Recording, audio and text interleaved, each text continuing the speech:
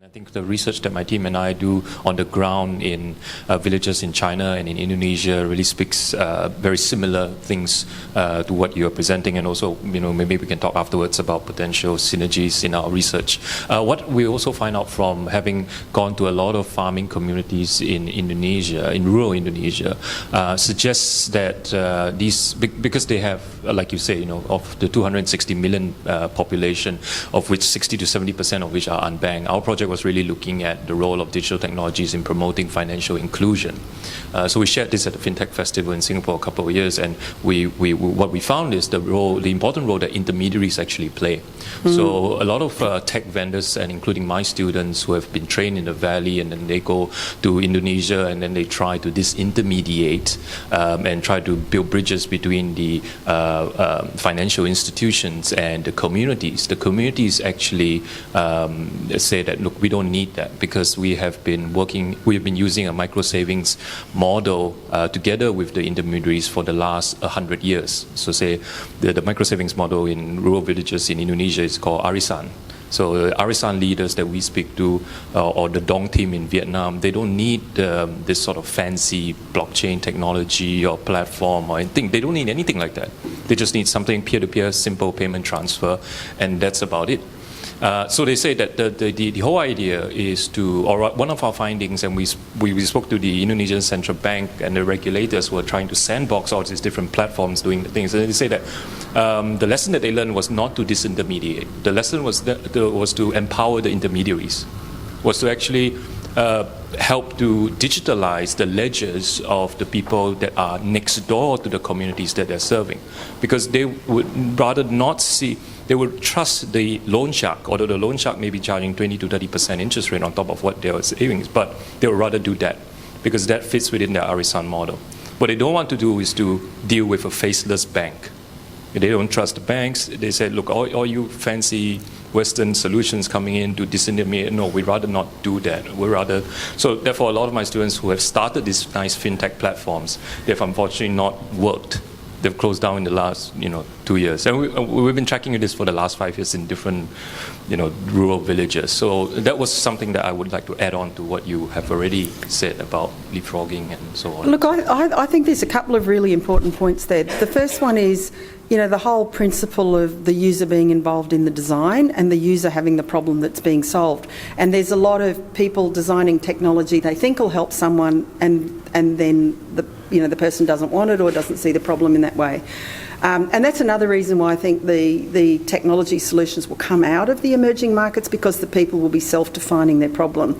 The second one is almost more a kind of philosophical, ideological one, because, the people who started the blockchain revolution were anarchists, and it's like, we're going to blow up the banks and we're going to blow up government, and, it's all going to be peer-to-peer. And, that's a position that people have. There's a realistic position, which is if you turn up to a government and go, any government, say, well, we're going to wipe out corruption, you'll have a very short tenure in that country. So I think, my advice and my experience is start where's a problem that they really want to solve. So I'll give you an example from Indonesia. So the government of Indonesia have asked a team who are working with me in Indonesia to actually look at whether they can use blockchain for cash transfers into Papua, because they can't get the cash to the people in the remote rural areas. And so it's conceivable that they might actually do a trial, because they've got a problem actually getting the money to the people that they want. But I think that principle... Convert that. But that's part... That many Bitcoin or crypto licensing that accept payment and that stuff. No, but I think... No, you're dead right. No, crypto into fiat is a major issue, but that would be part of rolling out a solution like that. So, for example, we did a use case proof of concept in Papua New Guinea with an identity digital currency transfer microgrid trading, and worked with the local trade store owner. So the local trade store owner effectively became the converter. So you can't send digital currency and people convert it into cash unless you've actually got a merchant or a converter to do that. But in any given situation, that's where you're going to need to solve that problem. The alternative, of course, is that they don't convert it into money, they convert it into, you know, agricultural fertiliser or transportation or something like that. But you're totally right to raise that. I'd like to invite Steve up onto the stage now. Steve Vallis is a qualified lawyer, blockchain technology and digital marketing strategist. Steve's an early adopter of social channels combined with a lifelong study of economics and new technology, which has evolved into a deep and unique understanding of communication platforms, emerging blockchain technology and its impact across industries. Steve works to help businesses develop their social signals through the needs of their customer, tailoring options that suit resource, time and market fit. Steve is speaking to us today about the changing face of channel strategy, engagement and community. Thank you, Steve. Do you have slides? I have slides.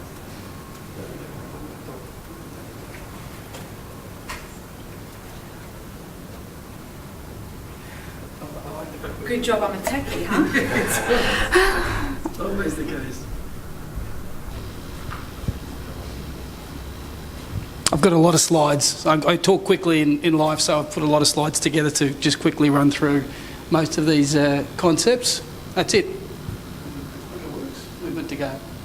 It does. A little about me, just 60 seconds. I was a lawyer a long time ago. I'm very familiar with the challenges that people face when they are talking to industry and government and the natural reticence people have to create change. For 5 or 6 years, I've been giving advice in relation to communication and digital strategy, and what's ended up happening is I find myself spending most of my time talking about organisational issues and much less about the outputs that they hire me to talk about initially.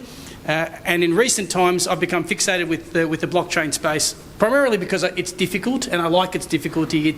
I don't view it as the panacea. I view it as a lot of interesting things that haven't come together. I see a lot of smart people trying to do things. I like its promise. But fundamentally, I'm technologically agnostic. I think lots of little things will help lots of different situations. And from that perspective, these three things have all sort of come together in the work that I do. Fundamentally, the thread of this conversation for me is context. What I'm finding is businesses don't really understand who they're talking to. They don't really understand who they should be talking to. They deliver material in a way that suits them, not the people ultimately they want to influence. So when we talk about engagement, when we talk about trying to drive communities, there's a disconnect because people talk in the manner that they're used to talking in. This is a slide of people who I've met, and I met them through digital channels, and when people talk about, you know, I don't get it, it's not real, I don't understand the connection, I can point to people on the slide and tell you that there's a yoga instructor, crisis comms, person who's in an esports team, guy that just got married, a fella that loves having a beer at a local pub that I know very, very well, and I know all the details because I pay attention to these people, and these people talk to me and I listen. But most businesses don't or can't because they're too busy thinking about themselves.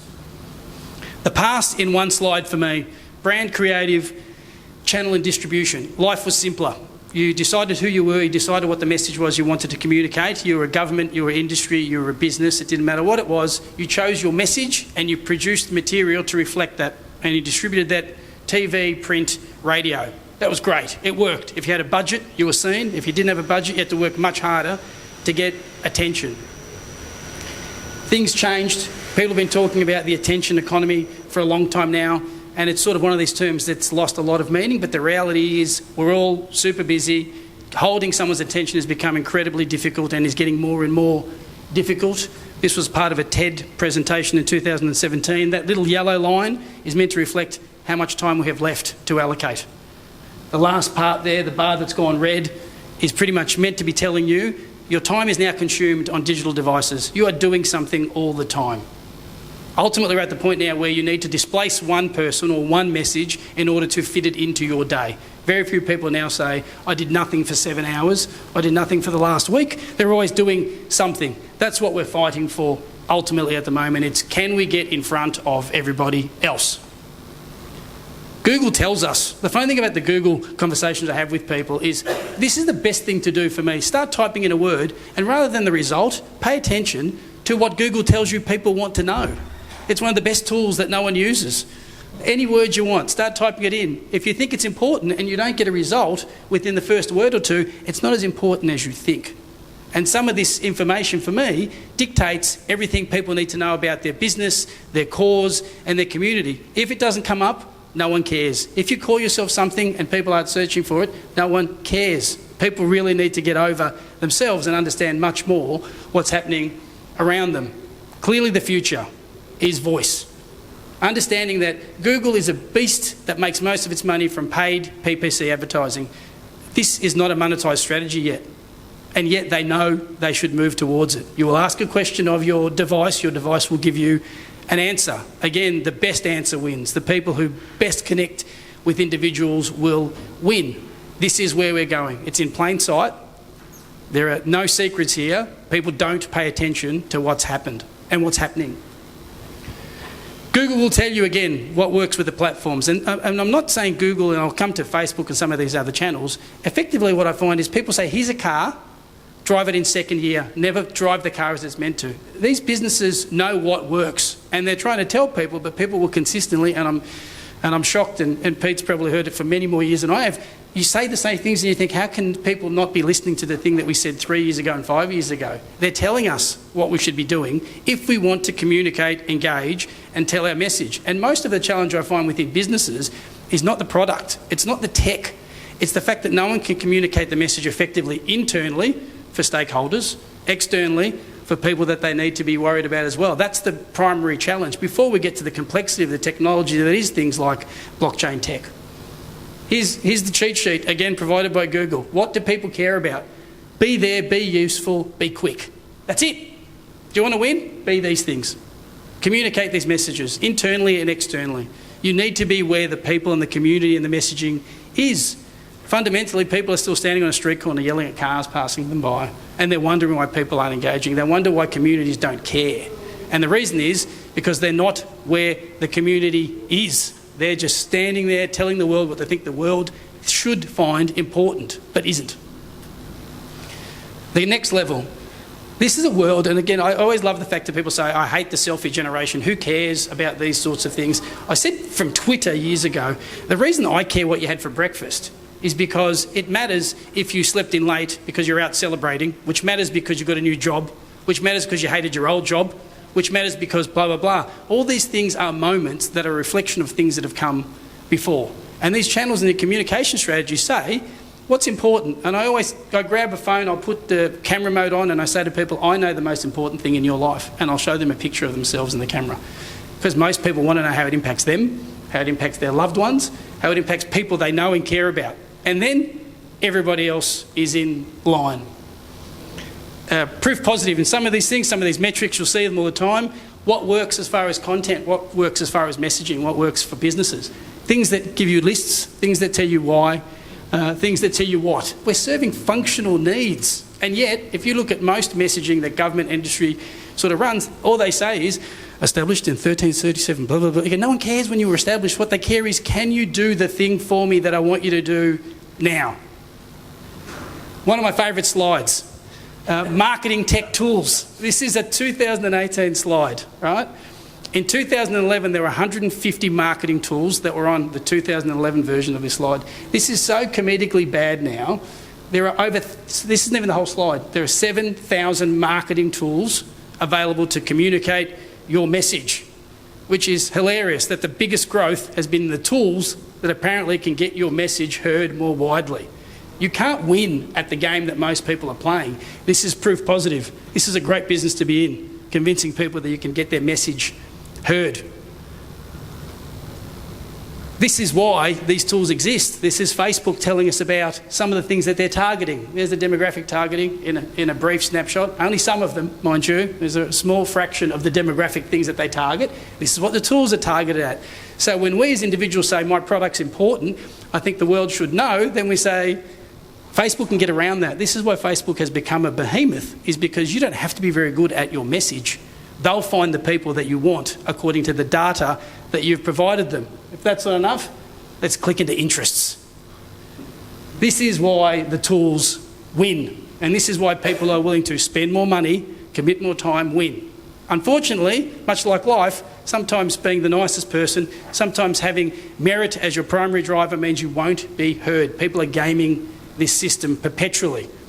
So when I have a business that says to me, here's what we want to do, it's really important, I say, how important is it to you? How much time can you commit? Because no one has said to me, we've got lots of money, and we've got lots of time, and we've got all the resources we need. They say the opposite. And I say, great, if this is your budget, this is your outcome.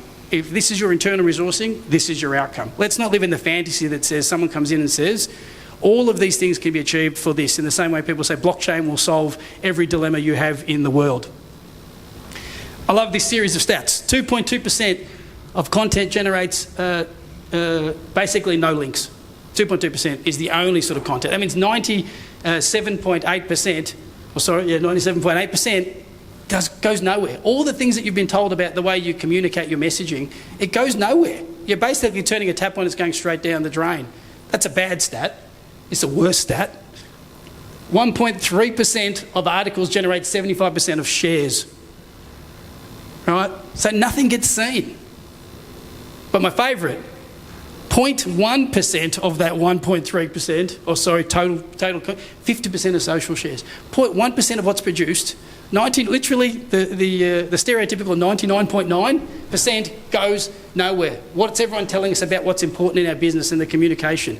You need to produce this content, you need to tell the world everyone cares. This tells you the world does not care. So mine is a little bit of a truth bomb lesson that says, I'm really sorry, you're not that interesting according to the world. Proof positive. So get over yourself, really commit to trying to find your community and try to engage with them in a meaningful way, because this is not meaningful engagement. It's a great business for most consultants. It's not meaningful engagement. So I'll flash you forward to what the future looks like. We know now the future is private in a lot of respects. And it's funny when you think about what seemed stupid and no longer seems stupid. Snapchat was stupid for most people who are over the age of 25. Except Snapchat did private messaging without the encryption side. Snapchat did messages that disappeared. Snapchat did communities where kids could go and hide again and get away from their parents. Snapchat did stories that everyone thought were stupid. Snapchat did a lot of smart stuff, and most people ignored it because they didn't understand it within their frame of reference. But most of those things are now flowing through to the rest of the world and the way everybody communicates. So don't be so quick to say this is something stupid that kids like, this is something stupid that a particular community likes, because it's not. What it's showing you is this is where the communities live. Stop ignoring where people live. Don't drive to places you think people are if it's obvious where people are. So now we're saying quite obviously, and I think Mark Zuckerberg said recently, the future of Facebook is small, is private. You go, well, funnily enough, that started a little while back. He's been very good at stealing ideas for a long time. Acknowledging, steal with pride. They took a lot of the feature sets that were in Snapchat and said, this is now an Instagram feature. Instagram has now 1 billion people on its platform, and people love stories. These things evolve. I said, don't necessarily form the position. We know that as far as blockchain goes, these sorts of things that people are talking about, this is the promise of a lot of blockchain, a social network where you own the creation of the content, you can monetize it. I'm not a big believer in the theory that everyone gets paid and so suddenly you can sit at home watching movies and someone's going to pay you to sit there. I think it's nice and fanciful. It's a great way to generate some money when you tell people that. But what it just says is ownership will switch back. So this is one of the things that's happening in the future.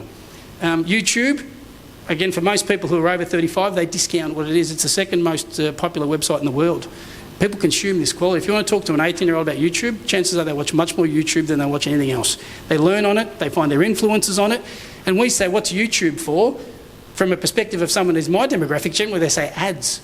I spend an enormous amount of time on YouTube now teaching myself about things all the time. The resource is constant and it just goes and goes and goes. This is the, one of the products that now says we're YouTube on blockchain, which effectively says that you're not going to monetize me, I'll monetize myself.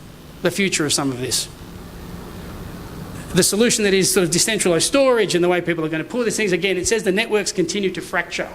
And this again for me is part of the promise of some blockchain tech that says we will now own the channels, we will now own the distribution networks, and we're happy to work within communities. Again, it's the fracturing of all these elements. That's what's coming.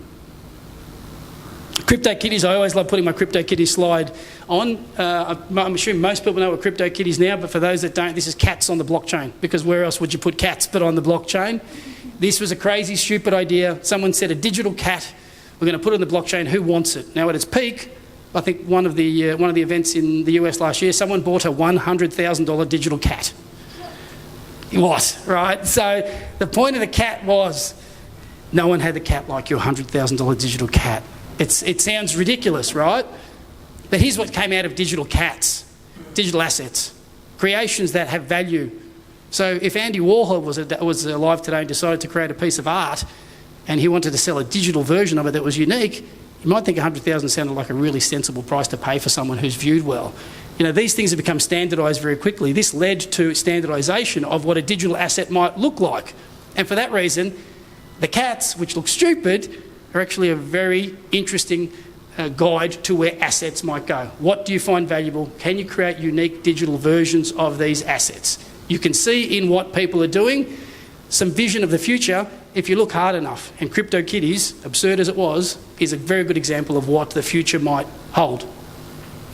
So what do I do now? You know, when you say, let's look at what's happening now and tie all these things together, and it says the history that was simple to communicate, a current present sort of state that says it's really hard. If you're not willing to spend money to communicate your message, then chances are you won't be seen. And that's advice that goes against my work. I say to people, if you've only got a limited budget, spend it to promote, because you won't be seen. You don't have the internal resources to do it otherwise. But what can you see about the future that might give you some guidance and some insight for what's to come? This is a trend that, again, has been obvious for years. But if you go to the bottom line and you look about the growth in the way global advertising spend is happening, it's moved to digital, right? And, you know, as much as people say, I don't get it, I don't think it works, I think it's all rubbish, that's okay. But the money's moving. So you can ignore it, but the money's moving. Don't get in your own way. I look at outdoor sort of media, it's going up. You know why I think outdoor media is going up? You can't mute the billboard you drive past. You can't avoid it. It has your attention. If you're there and you see it, it has your attention. Cinema advertising. You're not going to sit there in the dark, most likely, and scroll through. They're going to get your attention. It's going to be a terrible ad about this restaurant you'll never visit, but they'll get your attention. Look for the opportunities in the gaps, is what I say about all these things. And all this technology is about opportunities in gaps. This was a slide when I put in the word civic engagement. I got a Google ad. I clicked on the ad. I got a product.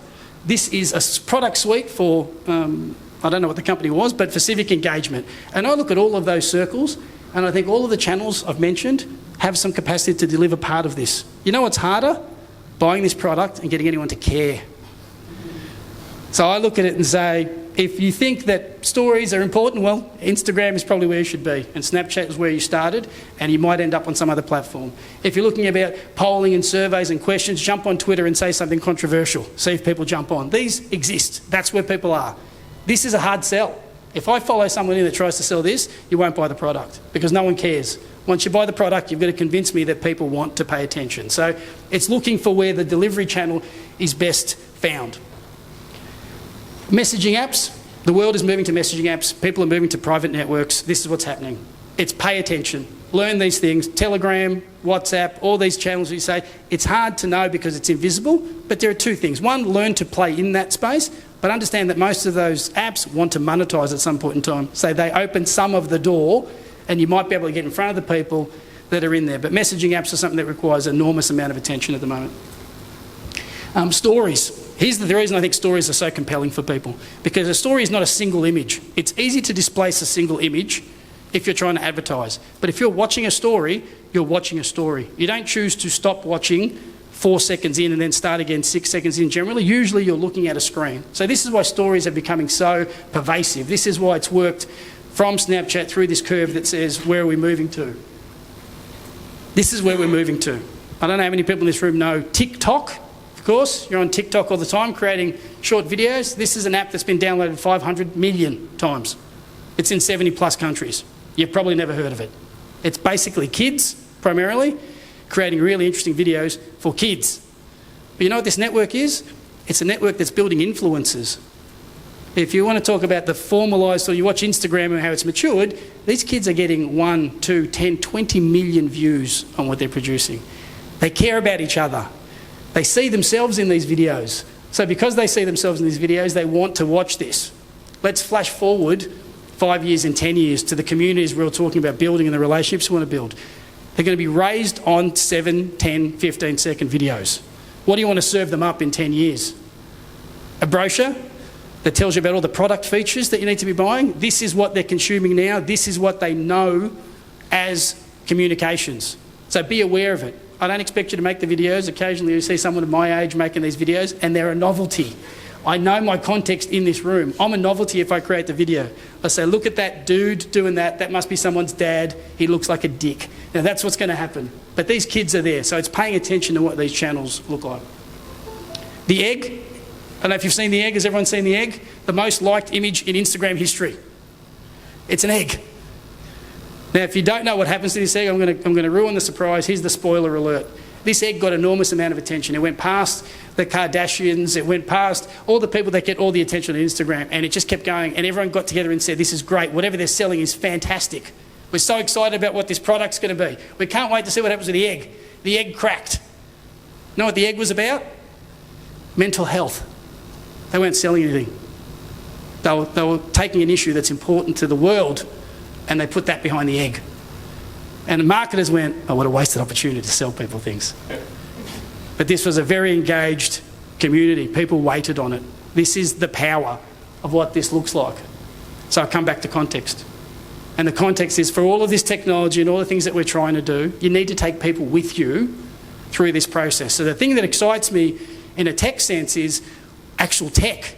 But I know that if people don't come with me to that ride, and I see these rooms, and I know with all the things that Jane speaks about and all the things that Pete speaks about, they have to come with you. They have to believe it's somewhere they're going.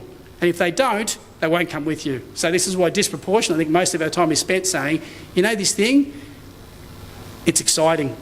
You should come along for the ride. The end. Thanks very much for the time.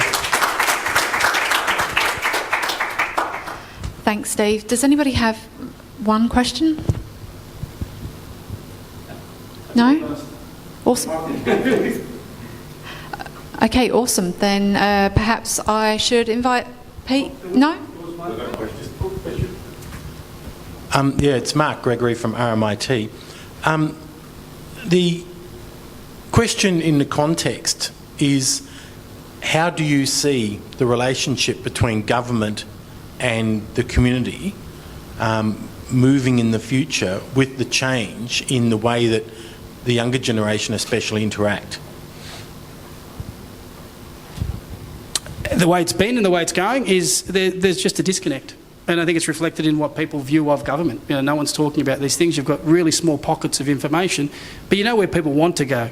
In the UK, they managed to get 6 million signatures for a Brexit poll. 6 million people took the time on a digital channel. It's understanding that that's something that works for people, and they want the friction-free version. People, it is a disposable world we live on. You go, I did something, I said yes, and now I'm part of a 6 million person movement, and people take satisfaction from the fact that they did that. There needs to be an understanding that that is enough of an outcome in a situation like that. What you don't need them to do is necessarily commit an hour of their lives to read the material produced by government to make the case. What you need them to do is say, I care a little bit. And if they care a little bit, what they've done is they've signalled that there is some interest. So there's an opportunity then to tease out of that, well, if you showed some interest here, here's some content that was produced, or here's a message that we produced that reinforces that. So this sort of layering of approaches. It tends to be the case, I always see it, people will say to me, this is the message you want to put on our social channels. I said, great. It's written like, it's from 1997, and you put it on a platform that says, isn't this exciting? You know, if you want to find out more, and the answer is, no, it's not exciting, and I don't want to find out more. It's understanding that the only thing I need to know is it was relevant to me, and it feels like part of the conversation I'm having. And that's something internally that's difficult to do, because when people need to be made aware of that, there need to be skills within organisations to deliver on that, and it's a difficult thing to find. It's coming, because I think the kids, 15 to 25-year-olds have a much better understanding of what that is. 35 to 45-year-olds say, but I've done this and I think this kind of works, and there's a general reluctance to move. But it's an understanding that the language and the context and the channel need to be consistent. Thanks, Steve. Welcome. Pete Williams is joining us now. Pete is Chief Edge Officer for Centre for the Edge at Deloitte, Australia. His research concentrates on large social shifts to society and institution. And he's speaking to us about how boards can keep pace with digital innovation. Thank you, Pete. Yeah, so I was a bit reluctant initially when Nicola asked me to come to this conference because I'm sort of the antichrist of blockchain as a solution to everything. And it was interesting sort of sitting there watching Jane's presentation. Everything you said, I said I could do that without a blockchain. And I could make it immutable, I could make it open. And I've been working in PNG a lot. And I sort of say, what are the fundamentals of blockchain? Okay, processing power. We need a lot of it because we've got to get consensus across nodes. Shitloads of bandwidth because that ledger just keeps getting bigger and bigger and bigger. Electricity. And we need a sophisticated user population. Guess what I've got? None of that. So I had a good argument with the Australian High Commission last week who were doing a digital identity program. And I got nothing against digital identities. It's just sort of, I asked them, well, I've been using the internet for 26 years without a digital identity. Why does a jungle tribesman who's got no identity suddenly need one as the priority? Why don't we think about how do we create a financial system without identity rather than saying, let's go and sort of hunt down all these tribesmen who, if you've got a driver's licence, mate, I don't have a road, let alone. So I think, provenance. I was involved in building and rolling out a system to track every head of cattle in this country, 27 million of them. Works, never had a problem.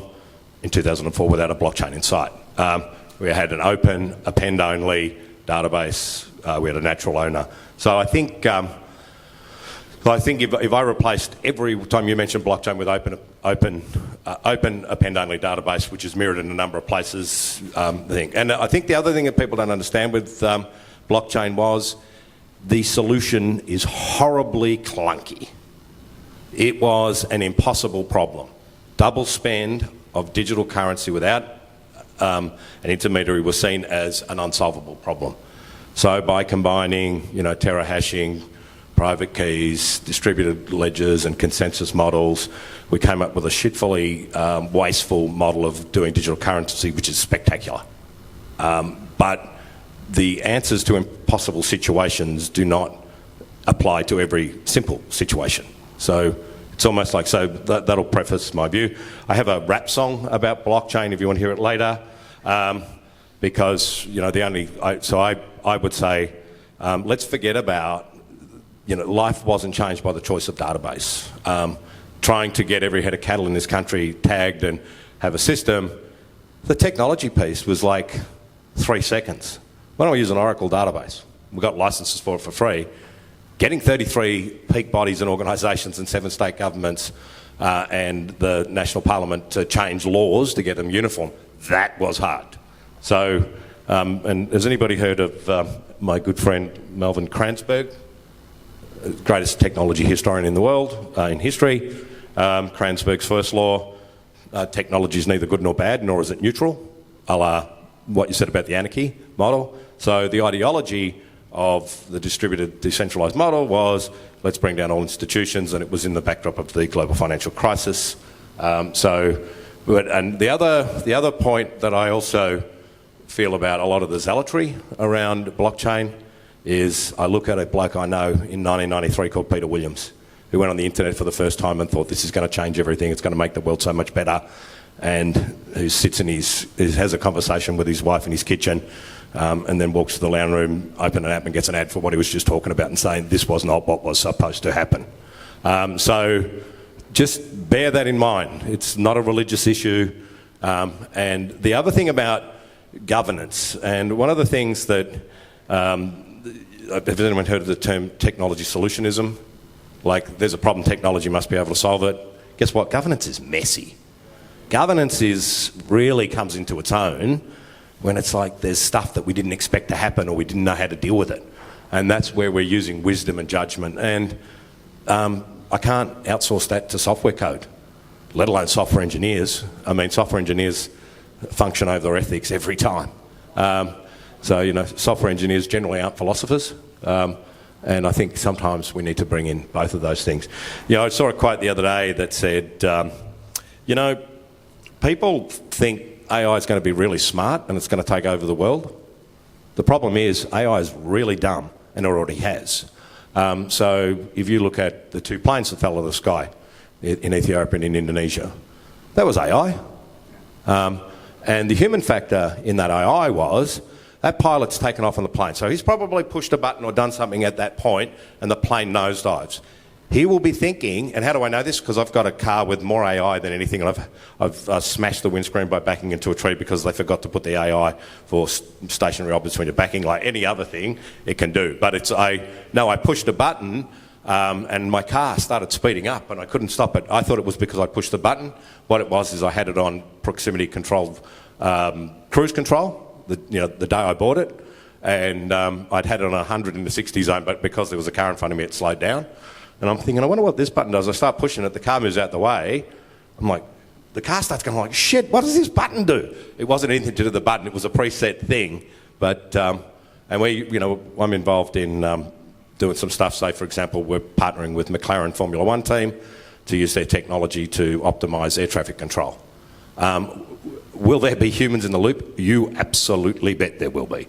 The AI will be able to augment and help decisions, but, it might say, geez, I've done a bit of machine learning. Actually, the best way to get this thing is just make those two planes smash into each other and we'll have much more optimised solutions. So, again, we need humans in the loop. So, but I'm going to actually pick up on a point that Steve made, which is that it's not the technology, the existence of the technology that sort of creates problems. It's that sort of ability to change, ability to absorb change. And so I wrote a paper, was put out by the Deloitte Global Centre for Corporate Governance. Sounds much more impressive than I look, but because I've been sort of doing this shit for 26 years, I might sound like a cynical old man. I'm actually quite a hopeful old man. I just sort of call out what I don't agree with. So innovation, you've got all these big weird-ass definitions. It's about the economic value add and all this sort of crap. Actually, it's about trying new ideas. It's about having an idea. If it's new for you, it's innovative. Bad luck. So if you're an old person who's never used Snapchat, you're using it, you're innovating. Bad luck. But you've got to try stuff. It's an action thing, where I think a lot of talk about innovation, although our federal budget doesn't talk about it anymore, is all about sort of what a government going to do. What are they going to do? It's not like that. It's about having an idea, trying to work out how to do it. It's aim, fire, adjust. It's prototype quickly, learn by doing. Failing your way to success is what innovation's about, not all this sort of grand government planning and all that stuff. And it's like, I say to people, if you think you're going to rely on the government to drive innovation, like, what's wrong with you? But we have this sad thing in Western societies like, what are we going to do? Oh, well, 6 million people signed a petition to do Brexit. Who gives a shit?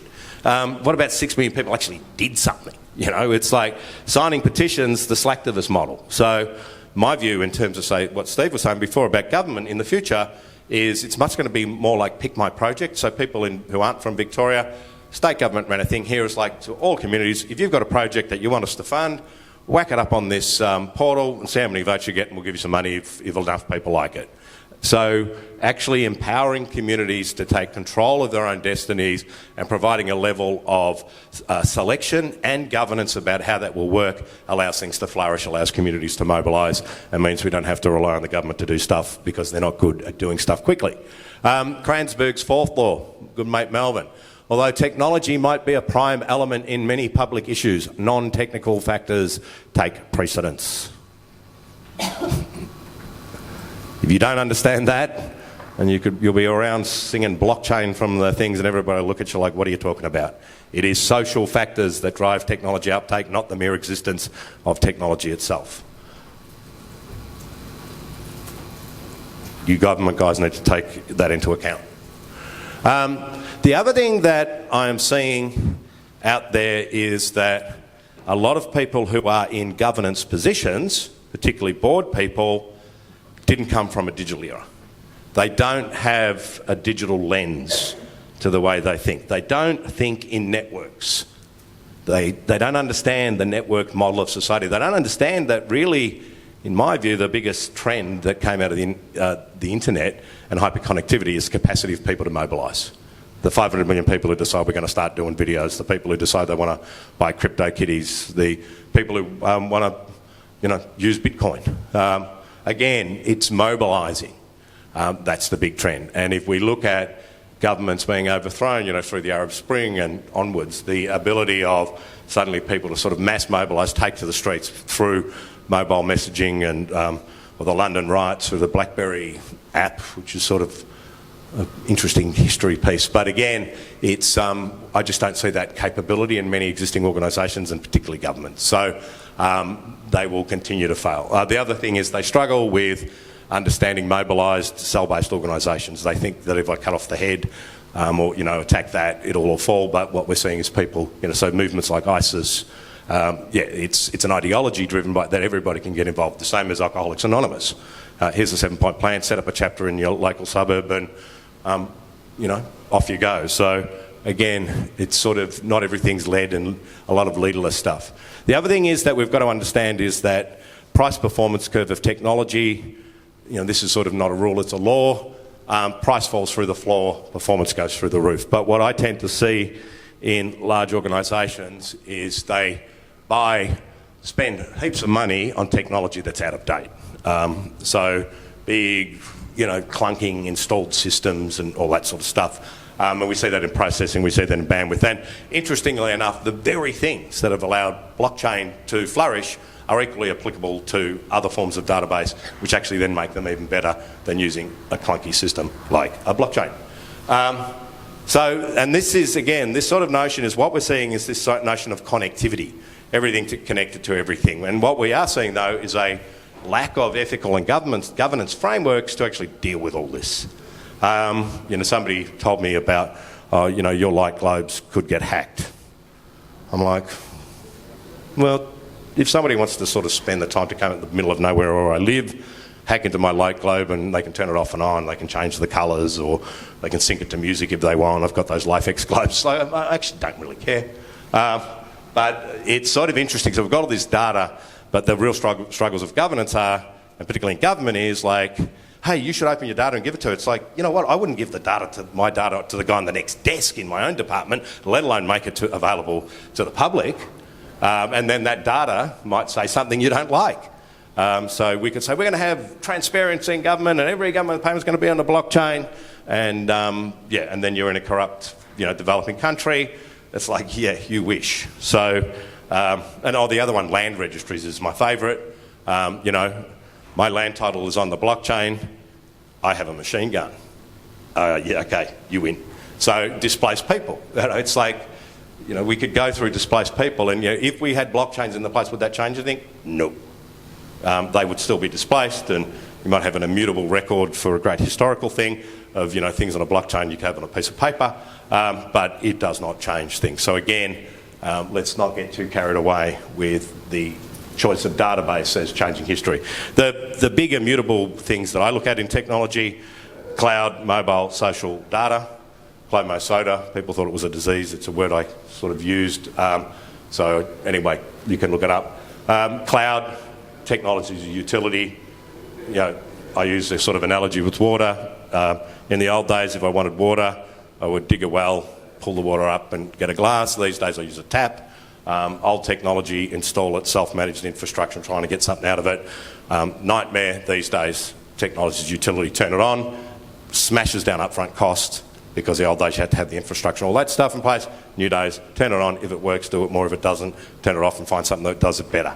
Mobile, and particularly, say, in developing worlds and all that stuff, everything's mobile. It's interesting, saying PNG, the internet is Facebook. I think Indonesia's a bit like that as well. So a lot of people think Facebook is the internet. That's it. So again, but everything's done by mobile. The other one you see in developing countries is social. Social dominates. What I see in workplaces, the ones I lead, social, everything is done on social. The ones that I see, sort of traditional organisations, why would you use social software for anything? I was at a School of Management meeting a couple of years ago and talked about incorporating social software into collaboration for group projects. They laughed at me like, why would you do that? You're crazy. It's like, I guess, sorry guys, I ain't the crazy one. So we're using this notion of collaboration. The interesting thing is that, say, when we get kids out of uni to work in Deloitte Digital and things like that, I do not want to know what every other person has written in the history of the world or references or shit. I want you to use invented wheels, jump in on that team. The whole history is there, and everything you do exists here. So any artefact, anything you do, we put it there. We don't need to have very many meetings because we just make decisions through social software. As the boss, my life is more like. Hey, I might need to help out there. I'll step in and clear the blockage, not let's have a meeting so you can tell me what you're doing. Analytics, and that sort of moves into AI and all that sort of stuff. Are we playing with fire there? The notion of, I talked about the planes, simple AI, if this, then that. It still stuffs up. Complex AI, where we start to use decisions, means you will be making biased decisions if you use AI to make complex decisions. I say with humans, yeah, but maybe we can sort of have governance process to make it balanced. Like, 12 people on the jury, they said. 12 people, say George Pell, good case, The jury, like 12 of your peers, I think we believe them, or 12 of us believe them, 12 of us don't believe you. That's not a perfect system, but it ain't a bad system, because there are often times where, judgment, understanding, trust comes from as a human construct, and technology can't actually replicate that. And the other one is, that I'm saying to a lot of people, is we're not designing work to be driven by data. So we've got all this data, so you could go to a client and say, if you do this more regularly, this is what happens. That's what the data tells us, but yeah, that's good, but I've got this KPI to meet, so I won't be interested in it. So again, starting to think about these are the enablers, what to go. But interestingly enough, and this is why I wrote the paper about keeping pace, is that we are seeing consumers streak ahead in terms of adoption of technology. Nobody had to do a business case to watch a YouTube video at home, but I've heard of people having to do it at work. Somebody got a call from my UK office, hey, I got a problem, this was about 6-7 years ago. I'm going to work in the US and I want to use Skype to make calls and video stuff, and my CIO said, I need to do a business case, and they tell me you're the most edgy, forward-thinking guy in Deloitte, can you help me?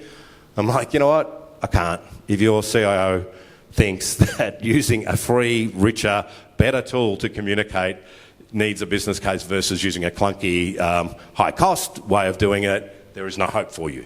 There's no hope for them. It's like this notion of organisations finding a way to back everything you do. So then you'll hear people talk about innovation, the magic wand, the fairy dust. If we say innovation enough, something might happen. Guess what? It doesn't. Malcolm Turnbull did that, but look what happened.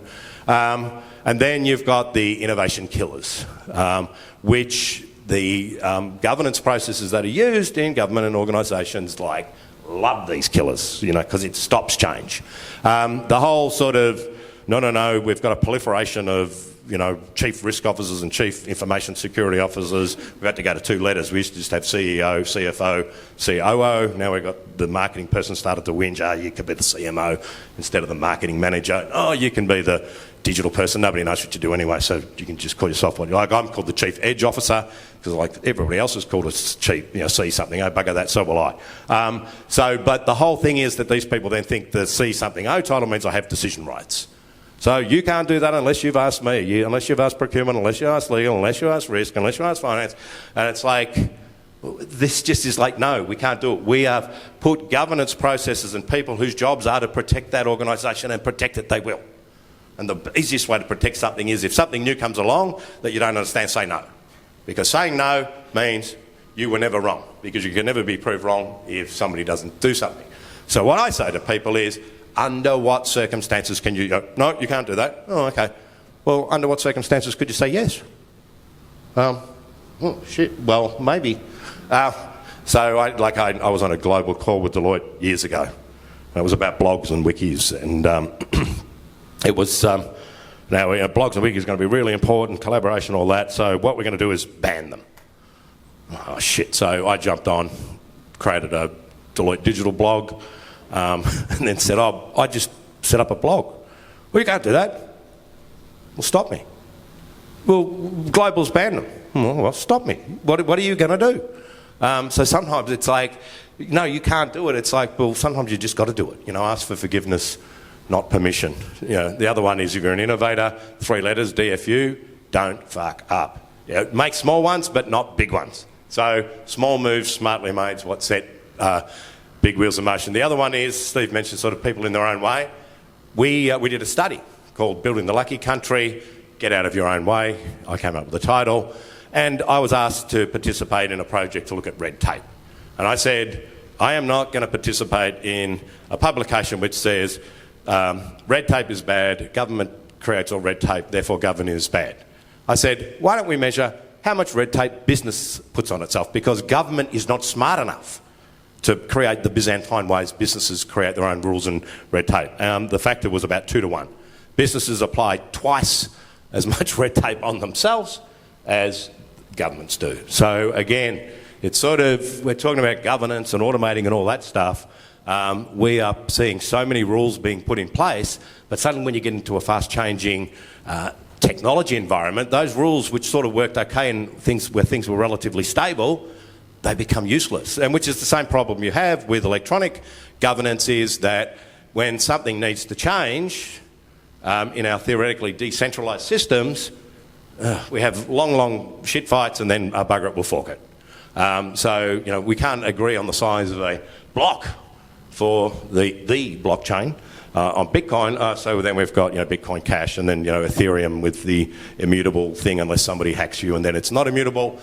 These sort of rules are governance related, but they're not automated. They go back to people, and actually they're very centralised. Business cases, if you want to stop innovation, use business cases. I've written an article for the Chartered Accountants last December, which was sort of lose the business case, then make it. What I'm saying is business cases done before you've actually experimented, tested or prototyped are effectively aggregated guesses, which are gamed to meet whatever the hurdle rate the CFO wants. There's never ever been a business case put up that doesn't add up, but when you're actually preparing them, oh shit, if we convert 10%, oh no, that's not, 50, we're spreadsheet billionaires, let's go to the CFO or the government and say, look at this. So experiment, prototype, learn by doing, prove where the numbers live or die, and then do a business case for scale. So small moves, smartly made, rapid testing, iterations, ideas, letting things happen. The other one is innovation leaders. Oftentimes the head of the Department of No can become the innovation leader, but my view, innovation leaders succeed when they clear pathways rather than create checkpoints. And the reason that picture of a rickety bridge is, when I'm prototyping or testing, I ain't driving trucks over it. I'm like, how can I get over there and see what it's like and work out how to get there? And then once I'm there, do I want a lot more to come, or what am I going to do? But rapid, low cost, cheap prototypes, and how do I clear the path? I'll jump over these.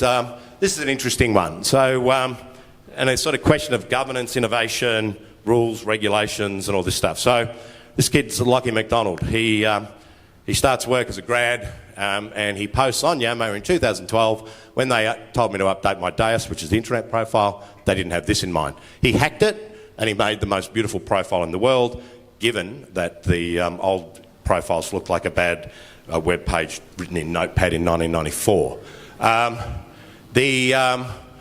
Suddenly, IT finally saw that. This is a violation of policy. This is, you are being investigated. Crush, kill, destroy.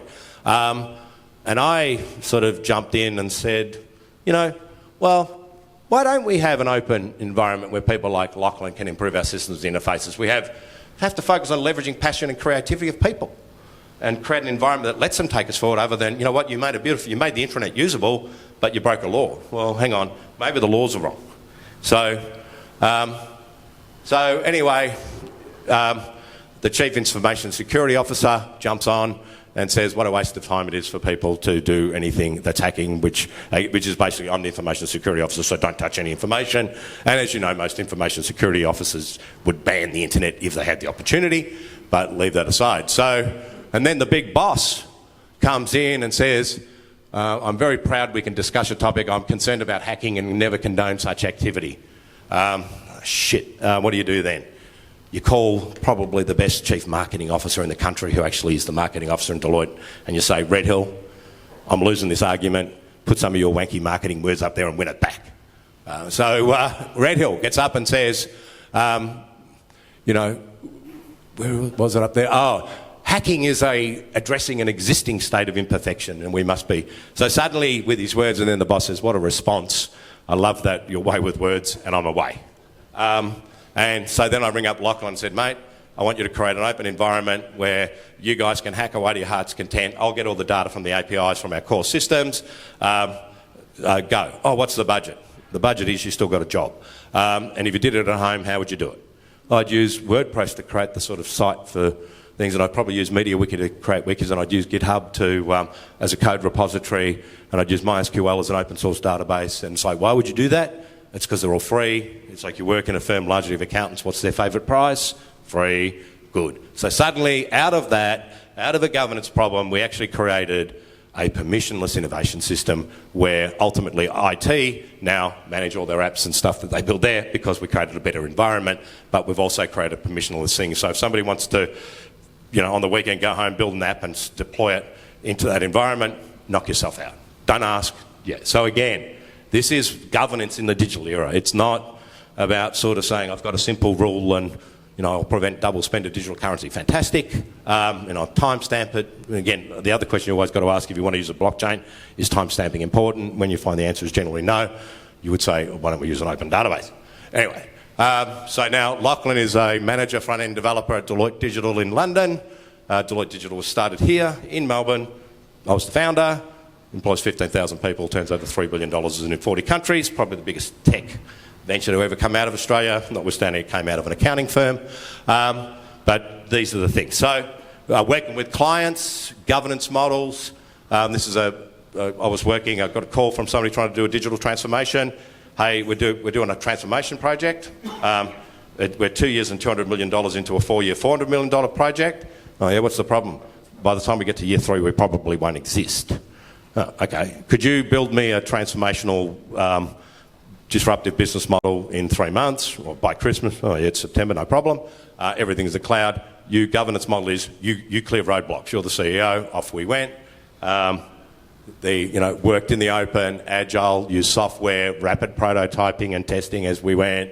Launch it, massively successful. So again, it's sort of like, this is not about sort of electronic, it's about people, it's about politics. And if you understand deploying innovation is about politics, not about technology or ideas.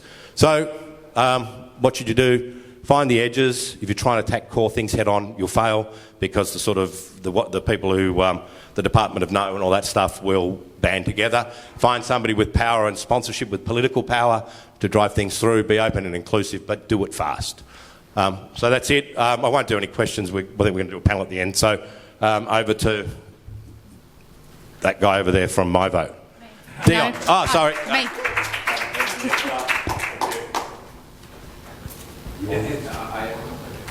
Thank you, Peter. Dion, it's me. I'm next. Oh, did you get my slides? Yeah. Oh, brilliant. We'll chuck them up. And we might go to the internet later. Yours got a tax file back, not a tax file number, did try. No, UNU-EGOV lab presentation. Dion, you know that I'm next, yeah? Oh, you're speaking now? Yes. Oh, I was just handing the mic, sorry. Yeah. Go ahead. Oh, is your Who's in charge here? Nicola, clearly.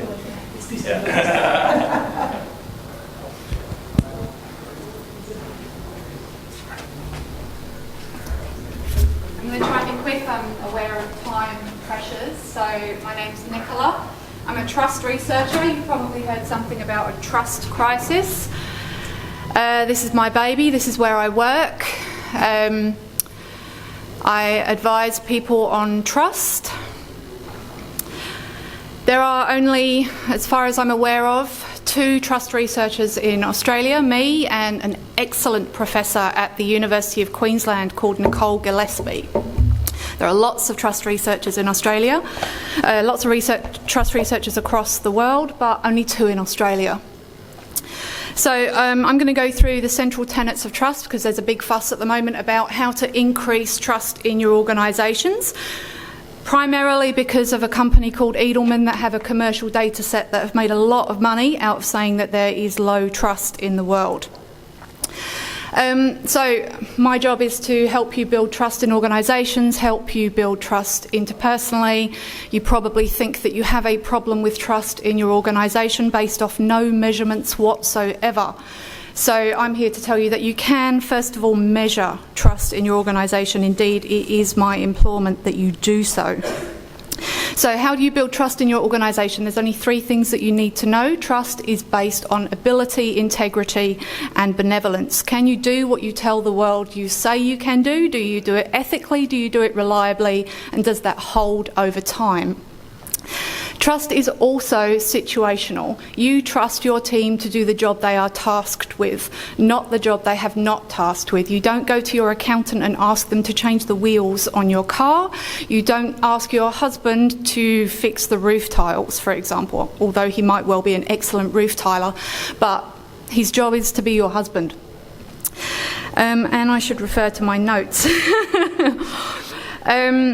Okay, so firstly, if you think you have a problem with trust in your organisation, please measure it. Be accurate. Don't just do what most organisations do, which is say, we need to look as though we have a problem with trust so that we can appear to be fixing it. Don't pay lip service. Measure trust and then apply the appropriate intervention. If you do want to measure trust in your organisation, there are hundreds of instruments that you can use, but I would recommend, because it's good for me, to say that you use Nicole Gillespie's Behavioural Trust Inventory, and that's available in the public domain as well. So, having introduced myself with a bit of a rant and what I do for a living, trust and distrust exist as separate entities. It is not a problem to have distrust in your organisation. Distrust is a response to information lack or power imbalance. It is most likely that you equally trust and distrust everyone. Anytime that you absolutely distrust someone, you're probably trying to divorce them. There's probably no circumstance that you absolutely, utterly, without question, distrust anybody. That would be highly toxic. In most industry situations, we see high trust, high distrust, because lots of things are going on. There's lots of organisational churn, someone's probably being taken over. You probably highly distrust and highly trust someone at the same time. Yet there is a lot of focus on distrust, mostly because trust is equated with being a good thing. Trust means that we've got strategic competitive advantage, we've got co-workers that are happy. High levels of trust have been shown in empirical evidence to keep people in post. So ipso facto, the assumption is high distrust must be bad. High distrust, if it comes with concomitant emotions that prove an operational problem like stubborn resistance to change, then you do need to do something about that. But otherwise, it's quite normal to distrust people that have some form of control over you.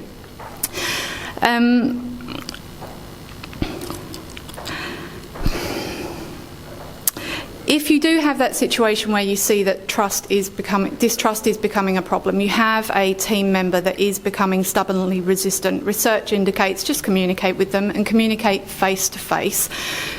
You have to show trustworthiness. Trust is an output of trustworthiness, and trustworthiness is quite simply the ability to see that you can relate to someone on a similar level. Can you show that person humanity? If they can see your humanity, they see you're trustworthy, and trust will be an output of that, providing you can show that you are capable and everything that you do is reliable, equitable and built on a foundation of ethics. So situations that we have here, typically, this is again based on empirical evidence, you'll see it's quite common to see high trust, high distrust environments. We see that commonly in industry, commonly in the media. Anytime that you're reliant upon someone that has power over you, you're going to have high trust and high distrust environments. It is possible to build high trust, low distrust environments. They usually need to be codified. You'll find sports teams, emergency services teams, anybody that have high risk environments have high trust, low distrust environments. Again, empirical evidence shows that we trust people that have the best interests at heart. You'll find that your customer service team, for example, they probably have high trust, low distrust. Their experience together, shared experience fighting the forces of evil that are you people that ring the Telstra lines, give them something to share a trusting environment with. It would be normal for me to say, I expect to see distrust at the board level. I would expect to see distrust at the executive level. I'm not expecting to see distrust at a customer level. So, how do you build trust? Again, I'll refer to my notes here.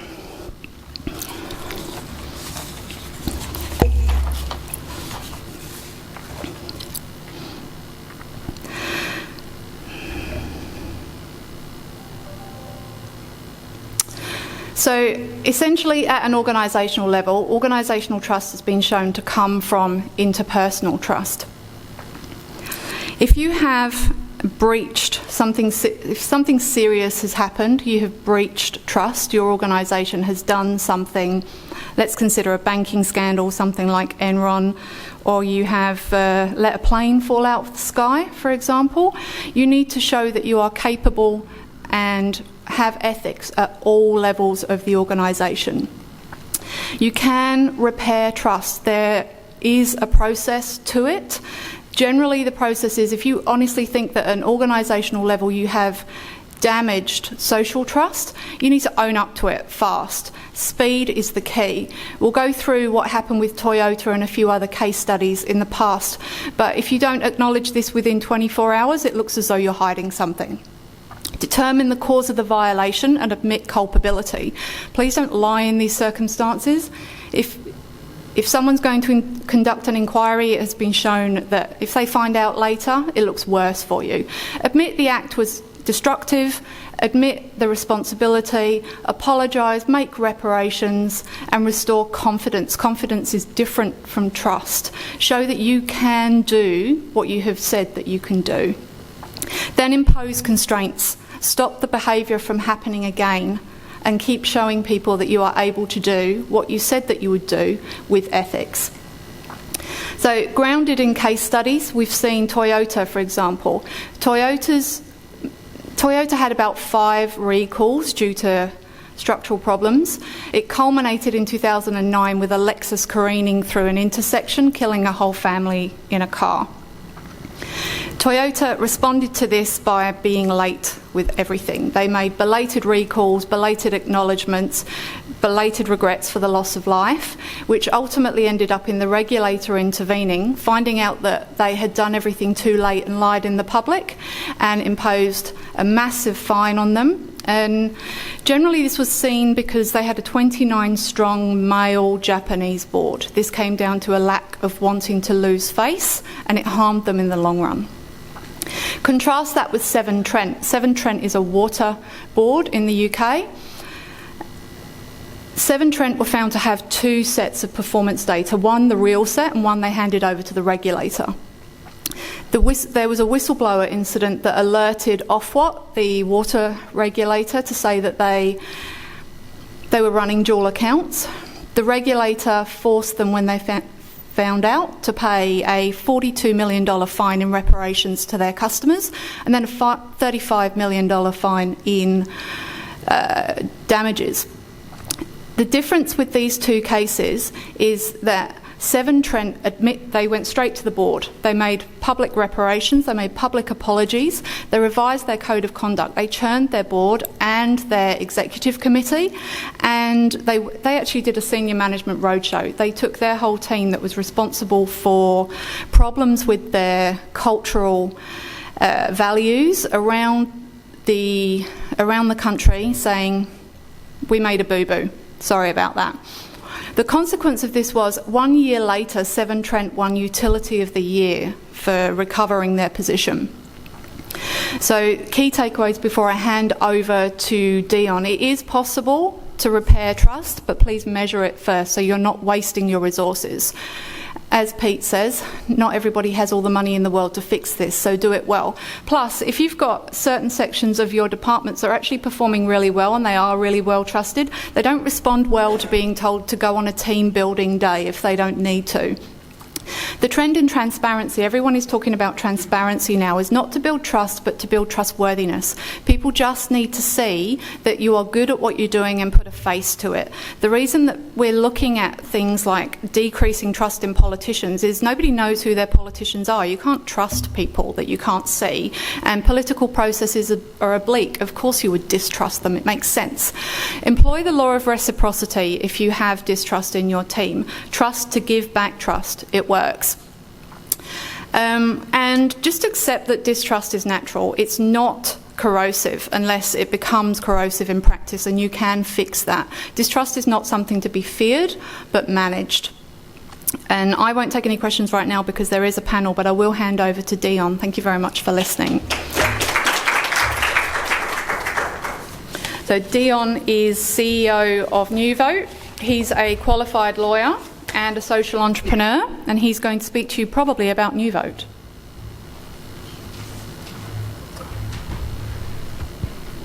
I think that's probably a good idea. Hi everyone.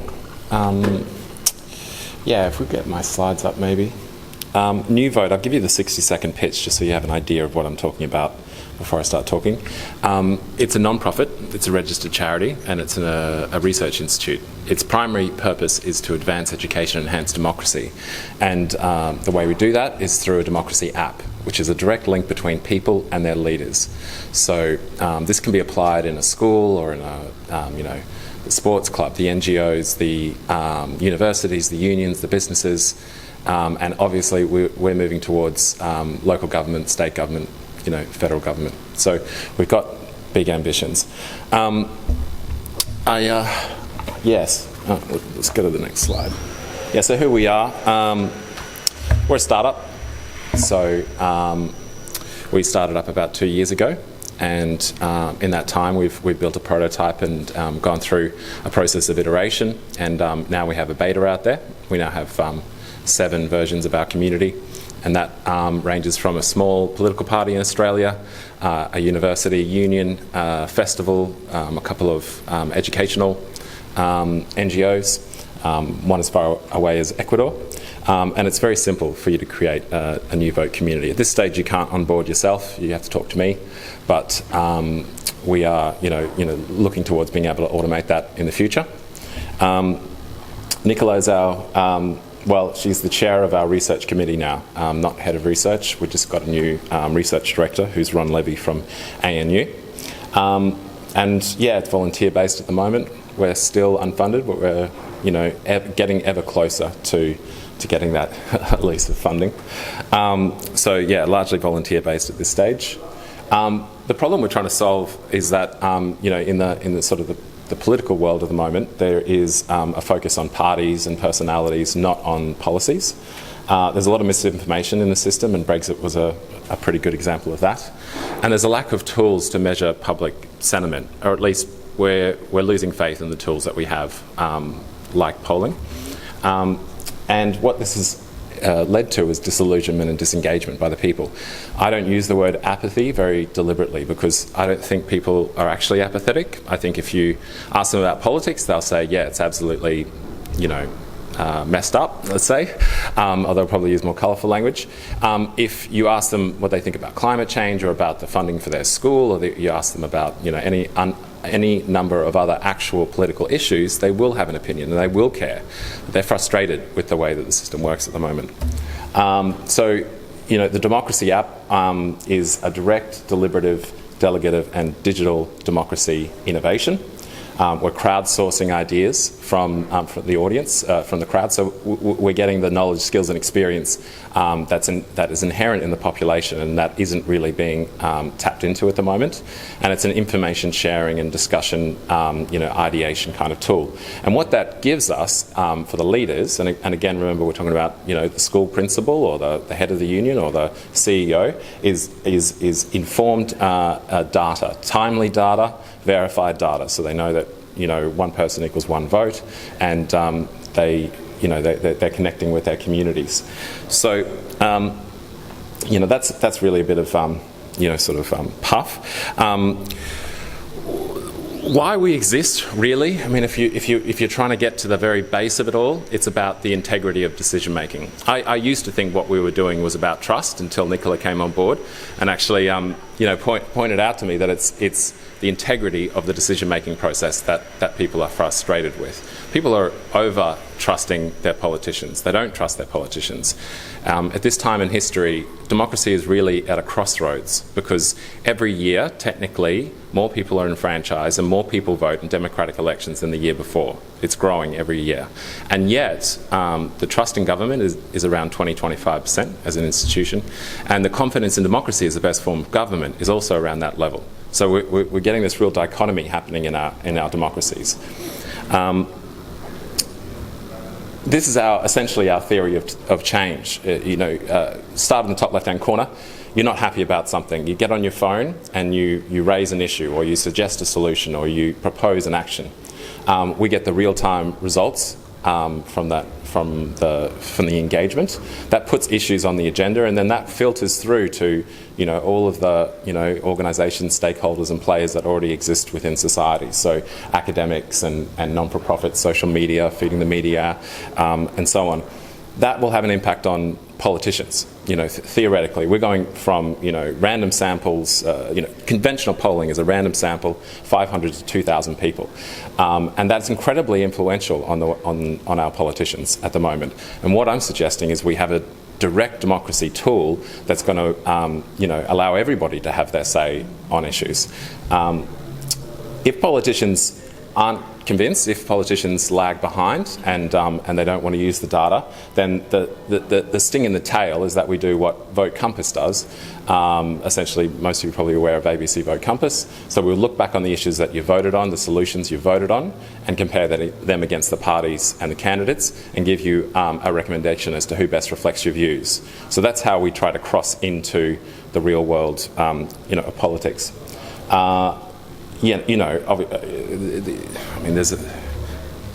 It speaks for itself. We're more digitally connected than we've ever been before. Most people have smartphones.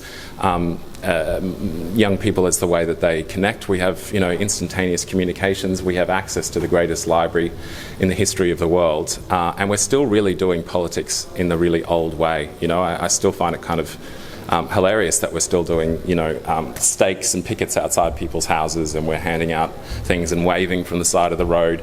There's a huge disconnect, and when I talk to, especially young people about democracy and what I'm doing, they say, well, this is a no-brainer. This should already exist. But many attempts have been made to do this, and I certainly wouldn't claim to be the first person who thought, let's digitise democracy. The problem is in the execution. No one's really gotten that execution right, and I think that's some there's ties in there with the gentleman at the back there who was saying it's not about technology. It's not about the choice of database. It's about social issues and engaging ideas and with people in the real world. And I've spoken to politicians who are they come back to me with sometimes really conventional responses. My demographics and that we don't like to use computers. They're old. They don't know how to use the internet, sort of thing. And I think that is fading, but it's still going to take a long time. There is a digital divide that we can't ignore, and but I think that there are solutions to those problems. So, if old people, let's say non-technologically, advanced people are struggling to use the internet, then let's train up our librarians who already do this. Throughout Australia, librarians are teaching people how to use the internet, how to do email, and so on. Let's train them how to use new votes so that people can come to a place and cast their votes. So what we're looking at the moment are getting young people involved, because they're the low-hanging fruit. They're already on their phones most of the time. Organisations, because we're running trials, and we're not ready to put out a full-page advertisement in the Australian and say, all right, we've built a $100,000 machine, everybody come over here and use it. That's not how that's not how Stardust works. You need to start with the lowest level, and you need to get your users actively involved. You need to make something that is sticky for people, and then you sort of advance, in those directions. So we are looking for the organisations and those rising politicians. And like I said, we've already got one political party. Sorry? I don't know. But it was kind of like a stock photo. Yeah, I didn't really pay that much attention. I'm pretty bad when it comes to copyright material.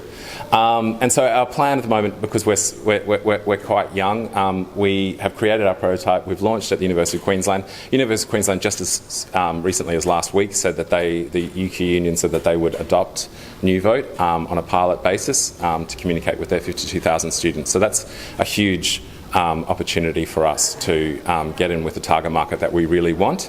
And the possibility then is if we get that market right, that we could grow to other universities. And universities have a nice synergy with government decision making, because you do have democratically elected bodies, and they are servicing people in terms of their amenities, and in terms of their academics, and in terms of their social causes. Should we build a Ramsay Centre at UQ, for example, or not? These are issues that people care about, and they don't really have a way of engaging with their students at the moment. I mean, I've spoken to engagement officers.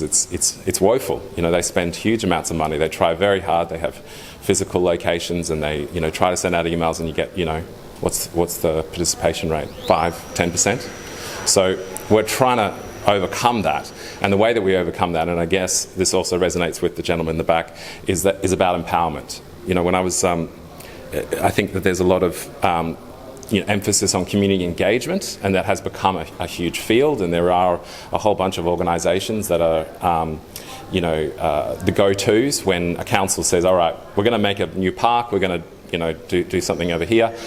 We need to tick the box of community engagement, so we hire one of these people, we get the $60,000 solution, they create a customised website for us. We get hardly any participation, but we take that information, and largely people feel as though that information is ignored, and governments make their own decisions anyway. We're being locked in. Okay. Right. How are we funding ourselves? Well, at the moment we've got a Patreon account. We get a bit of money out of that. We are a research institute, as I said, so we're looking to be part of as much research as possible, because if you follow our path to its logical conclusion, a huge number of people giving us their demographic data and giving us their opinions and their perspectives on things is going to give us a really rich amount of data. And because we're a non-profit, we don't want to sell that data off or in any way breach the trust that we have with our users. So we want researchers to analyse the data that we have and produce research outputs that will help improve the whole cycle. We just got DGR status, so we will be looking at foundations and philanthropists to see whether they want to give us some seed funding.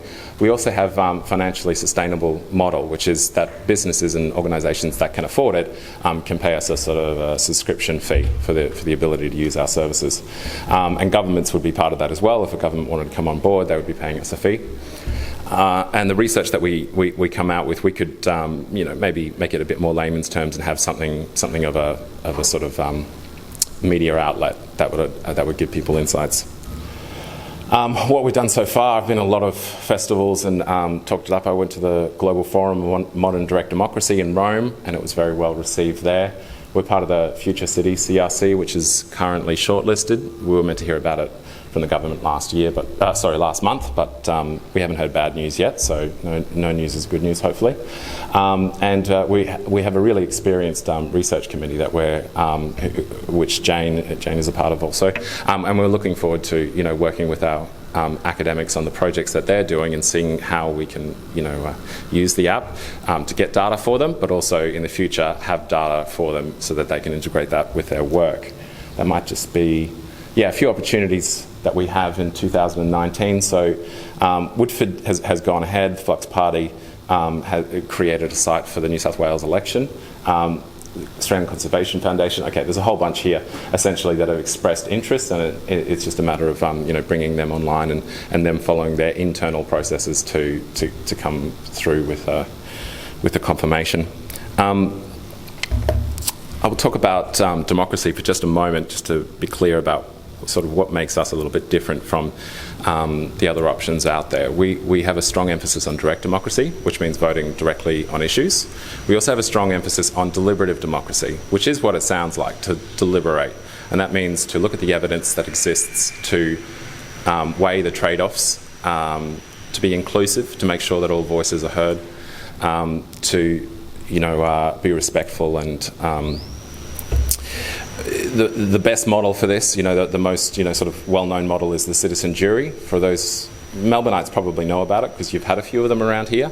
I'm from Queensland, and there's only been less than a handful that have ever existed. Nobody knows about what citizen juries are, but they're an incredible democratic tool, and I couldn't encourage their use anymore. And what a citizen jury is randomly selected but demographically representative group of people that look at an issue and come out with a report, recommendations, advice. And so they hear from the experts, they hear from the proponents and the opponents, and they work in small groups, they ask questions. They're able to choose the academics that they want to further listen to. So they become like this investigative kind of group, and they have a strong sense of duty for the work that they're doing. They realise that it's an honour to take that job up. And the end result of this is that they produce recommendations, key findings, arguments for, arguments against. Every citizen jury is a little bit different.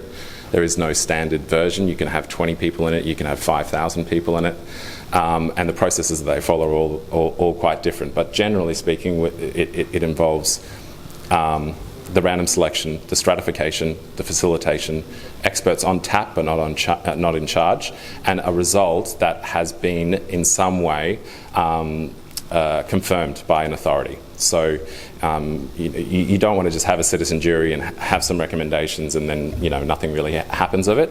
There's another organisation in Australia called New Democracy Foundation. They're very strongly into deliberative democracy, very strongly into citizen juries.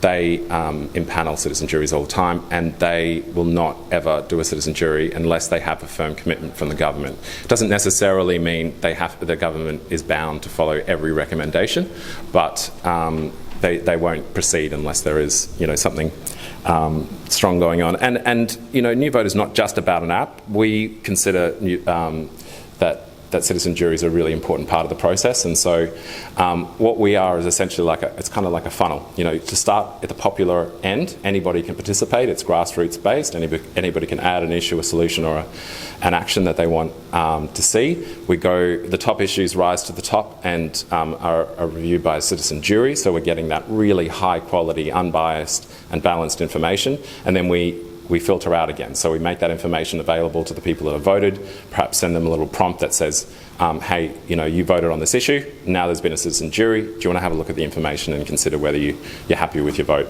or not? So by the end of that process, we have, I think, an extremely thorough deliberative process that's been followed in order to reach the conclusions. I think that's just a thank you there. So, and delegative democracy, which I mentioned briefly, this is otherwise known as liquid democracy. There's been a lot of experiments in this, particularly in Europe, the Swedish pirate parties. It essentially means that it's a little bit representative in a sense, because you are giving your power. You don't want to make the decision yourself. Not everybody knows everything about everything, and they might say, okay, anything to do with education I don't really know, but my friend is a teacher and I trust my friend to be representing my values. I'll give that decision making to them. And on the lowest level, you could have the tradie that doesn't care about politics, never wants to spend his weekends on jet skis, and that's fine. I don't think everybody in the world needs to know everything that government is up to, but that person could sign on to New Vote once, delegate their vote to their spouse, perhaps, that they trust, and then now their vote is being, their voice is being heard, And there are rules around delegation. So you're always able to tell what it is that the person you're delegating to is voting for you, and you're always able to pull that power back. That's why it's different to representative. You're not signing a cheque and saying, okay, next 3 to 4 years is yours. You're saying, I'll give it to you now, you can make decisions for me, but I will always be able to take it back and make my own decisions. So I wanted to try and see if I could get the internet going here. And so we have a keyboard and this computer, but this computer is not plugged in. Essentially, it's that one there if you want to run something. Yeah, I just want the internet. Is that? Yeah, not really from where you are, as far as I'm aware, because it's steered up for presentation. Okay, better idea. Everybody here has a phone, right? Yeah. All right, take out your phones. I like to make it engaging. I like to show and not just tell. So do I have 5 minutes? Sure. Yeah, great. So take out your phones, open up your search browser of choice, and type in the words NewVote, N-E-W-V-O-T-E.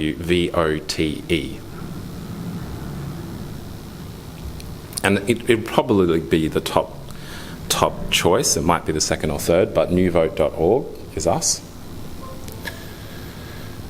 The first thing that comes up there is an infographic. You can just, that gives you a bit of a basis of, a quick visual representation of what we're doing, with the users on one side, the leaders on the other, being a secret, anonymous, secure voting app that's issues-based. Going down a bit further, you can see we're currently in phase 1, where we're trialling our software with organisations so that we can iterate and make the best possible version of our app before we go native. And the next level down, it shows you that phase 2, which is the governmental phase. And we do have some councils, including Melbourne Council, Byron Shire Council, and individual councillors around the world, actually, that have expressed interest in using NewVote. We're not quite ready for that exposure because we validate using people's email addresses and their mobile phone numbers. We don't validate via addresses. So, if we try to say, okay, here's a vote for Brisbane, the first thing people are going to come back and say is, how do you know that only Brisbane voted? So we're not ready just yet for that, but that is, on the horizon. And if you just go a little bit further down from that, you should see a couple of communities that have been set up. One called UQ, for example, UQ NewVote. If you can, click on that, and that will bring up our app. And I think it's important for people to actually see this, because we can get into the habit at these academic kind of conferences of thinking about ideas and talking about, what would be great and what would be good and what it should contain. And we don't actually get to the point of, okay, how does it look? How do we use it? What would be the first thing you see. So looking at that UQ app, how many people are looking at it? Just show of hands. Anybody? 1, 2, 3, 4. You want internet too? No? Are you on the Wi-Fi here or? Right. Okay. I'm sorry about that. But I have no idea. Wi-Fi? Anybody? Wi-Fi instructions are on the front desk at the registration. Head downstairs, mate. No, okay, that's fine. Well, you'll have a look at it later. Anyway. So what you'll see on that UQ NewVote page is a customised sort of frontage, a cover photo, a logo, a tagline, a formal name. It has its own URL, which is uq.newvote.org. And we've created a whole bunch of subdomains for different communities. Scroll down and you'll see issues that are what's hot at the moment. Below that is some further information about what NewVote is, how the process works with issues, solutions and proposals. I'm changing proposals to action pretty soon. I think that's more intuitive for people. But just click on one of those issues, and that's the last thing I need to show you about it. If you click on any one of those issues, what you'll see then is that there's social sharing. So you could say this issue is important to me and share it to your Facebook or share it to your Twitter or wherever you want to go. You get an information summary. At the moment, that's just the leaders that are writing those summaries in, but in the future that'll be a publicly editable wiki, so you get the thousand eyes effect, and everybody shares the same facts. They don't have to share the same opinions. Going below that, there's a media section, that's fine, which is any URL that you want to add. So if you're a small community group, you could put up your minutes. If we're a nation and we're dealing with climate change, that could be the IPCC report. Whatever it is, it's third-party media, and it's crowd-rated as well. So you're getting an idea of what the crowd is thinking is important. And then below that are the solutions that you can vote on. Very simple options: voting up and voting down, Reddit style, if you like. And that's that incorporates a very important democratic tool, which is negative voting, which is something that we don't do here in Australia, but it's a growing trend around the world. It's the ability to say, I don't choose any of these options, or a bit of nuance around the voting. And then underneath some of those solutions, depending on which issue you chose, there are sort of children of the solution, which are those proposals. So they're more nuanced answers. So you might say that we want to do something about the issue is climate change, and the solution might be that we adhere to the Paris Accord, and then some of the actions might be, okay, well, we implement an emissions trading scheme, and we do low voltage lighting, or whatever it might be. And at the moment, a very simple tool for the audience to engage. On the left-hand panel, the left-hand sort of menu, you can choose suggestions, and anybody who's logged in will be able to add a suggestion. And at the moment, it's cumbersome. The leaders have to, they can approve it, reject it, they can write a response there, and then they would literally have to copy and paste that suggestion into the platform. So we've got a lot of work to go. But so far so good. Excited to be in this realm, and the international interest from politicians, interest from business has been really good. So I guess my ask from you guys is that if you are interested in doing this, we are looking for communities that are active and that want to make decisions, and particularly communities that have leaders that are on board, so that we're not pushing. I don't want to swear, but you know what I mean. We need willing participants at this stage of our development. The future of it is if you follow the logical conclusion, the future of it is quite different. It could play a role in toppling dictators and so on. But unlike the Arab Spring, which was very successful at sort of toppling governments, they had no answers after that. They didn't know what was going to come next. New Vote, I think, is the way that we can actually get those answers beforehand, and work out as a society how we want to operate. So, beautiful future. Any questions? To ask the questions they've been sitting on. The question I had in my back pocket was, drawing upon your global experience, what do you think are the best methods Australian industry and governments can use to build on citizen engagement? And maybe Jamie might like to go first, but also do feel free to ask your questions before we go to lunch. Thank you. Can I get you to repeat the question again? Sorry, Jamie. Drawing from your global experience, what do you think are the best methods Australian industry and governments can use to build on citizen engagement? I think the reality is that right now there is very little engagement, and pretty much every government representative that I've spoken to at any level seems to believe that we actually are being asked questions, that we're having conversations. Even as somebody that has been in this space from a personal interest perspective as well as a professional perspective, no member for Parliament and nobody in the government at any level, council or otherwise, has ever asked me about anything, ever. I've never even received a knock at the door or a letter in the post box, which I know lots of people do actually get. But the bottom line is that we are starved for conversation and starved for input. And it's primarily because the mechanisms that I guess the government likes to pretend are being effective in regards to establishing communication with citizens and constituents is actually not so. It's antiquated, it's not cost effective, it's troublesome in terms of the way it's delivered, be that the knock on the door or the letter in the letterbox. These aren't modern ways of communication and participation. I mean, drawing on some of the talks earlier, there's an opportunity here to leverage new technology to improve how we communicate, make it more cost efficient, make it more rapid, perhaps make it policy oriented, whatever the case might be. But we have an opportunity here to actually think about modern tools and how people interact and the power of social. And it's just not being used to greatest effect right now, which is a shame.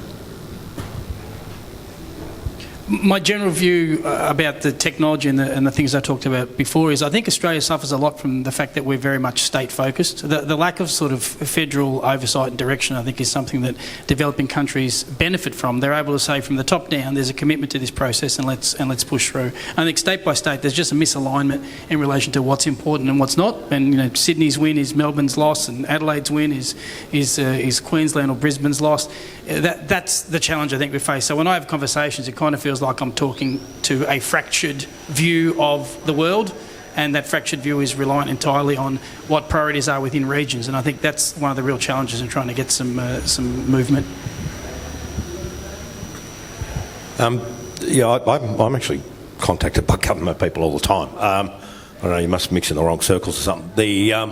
I think the big questions I tend to have are, again, it's this sort of notion of somehow government's supposed to know everything, do everything, and to our way, as opposed to governments saying, okay, well, how do I empower you to take control of your own issues? So I'm in my what did Churchill say? Democracy is a terrible form of government. It's the best one we know, and I actually think people don't understand how government works. I think vote people, and it's all this. It's all mates networks and what I can get through and who I have to.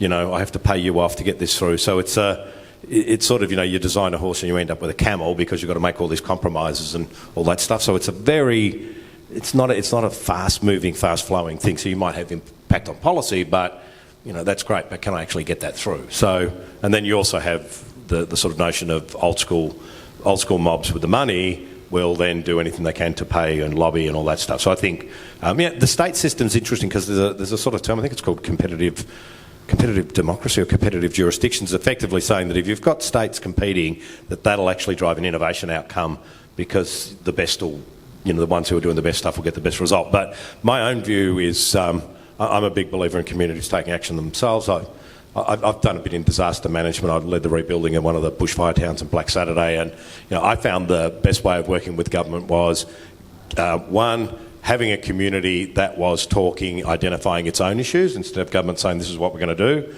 was like, you guys couldn't work out how to do anything, so this is what we're going to do. And then giving them something to say yes to, giving them ribbons to cut, reasons to turn up, and then suddenly they start to back momentum. And that's the way I tend to do it. I engage a community and say, okay, what are we going to do? It's not you are the them. So what are we going to do? How are we going to engage government, keep them informed? So it was sort of like I sent status reports from my bushfire community every week to the government for 13 weeks because I knew they wouldn't do anything, but I knew a guy who was coming on board when he saw it, so I knew it was starting on the Monday, so I sent the email at about 8:45, so it would land there and here's the 13 reports that we've sent about the status of where we're at. Why aren't you doing anything? Bang, phone call, next thing.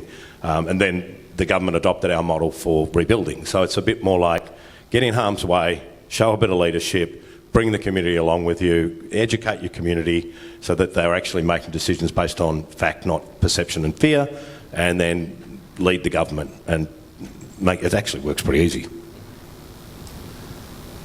Use New Vote is the short answer. But I think I'm a privileged person that I've lived a pretty good life. I grew up in Queensland. So I have that over most of you. But no, I enjoy most things about Queensland. I essentially because I studied political science, and that gives you the ability to navigate systems and to understand systems and know who to talk to and so on. Most people don't, and I think that most people's political education is nothing. They might learn how Parliament works. That there are two chambers of Parliament, things like this in grade 7, and at least in my experience, school didn't teach me a single thing. And it's still the case that the majority of voters are voting the way that their parents do. It's based on tribalism rather than based on the issues at hand. I mean, the democratic system we have at the moment, the representative system, has severe problems. Where it's 100 years old. When we were still using parchment, there's been modifications around the sides, but there really hasn't been any significant changes. And political scientists will know that a federal general election is going to be decided by marginal electorates, which there might be a dozen of those. So majority of Australians, it doesn't really matter, we know how you're going to vote. We know that you're a blue seat or a red seat, so that doesn't matter. So we've got these marginals, and now we know inside the marginals that there are those who are always rusted on Liberal and rusted on Labor. So actually there's only a very small percentage. It's the swing voters in marginal seats that decide the entire character of the nation for the next, 3 or 4 years.